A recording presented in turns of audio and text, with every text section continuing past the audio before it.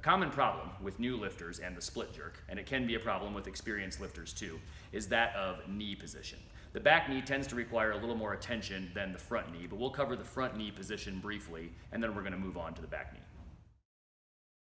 We want the front shin to be roughly vertical, as you see Becky demonstrating here.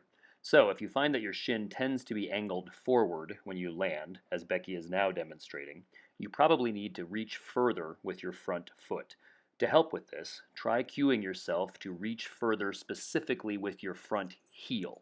So the cue is front heel forward. As for the back leg, we want the back knee to be bent or unlocked with the back heel off the ground, as you see here.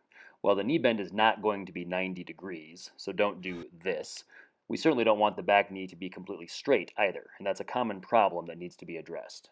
A straight back leg tends to jam the lifter forward onto the front foot. Note the difference between the correct position here and the straight leg position here. If you find that you're landing forward with an excessive amount of weight on your front foot, it's very possible that you need to bend your back knee. Another problem with a straight back leg is that the depth or amount of drop you can achieve in the split should come from the hip joint and the knee joint of both legs. You can clearly see this with the front leg. The hip is bent and the knee is bent, and those two factors together allow the lifter to drop down into position. The hip and knee should also contribute to the drop for the back leg as well, but if the back knee is completely straight, it can't contribute to the dropping motion.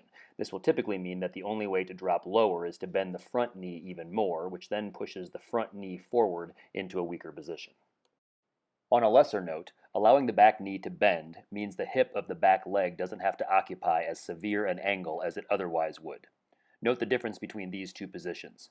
If you try this yourself, you'll note the difference in sensation at the hip as well as in the low back. The bent knee position will feel stronger and more stable.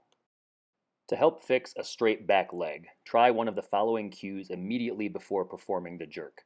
The most straightforward approach is simply bend the back knee or bend the knee. And if that doesn't work, try the cue drop the back knee or simply back knee down. Finally, you can also cue yourself to land with more weight on your back leg or foot. We hope this was useful, and if it was, please let us know. Hit the subscribe button, give us a thumbs up, or leave a comment below. We will see you next time, and as always, we hope this helps you get stronger and live better.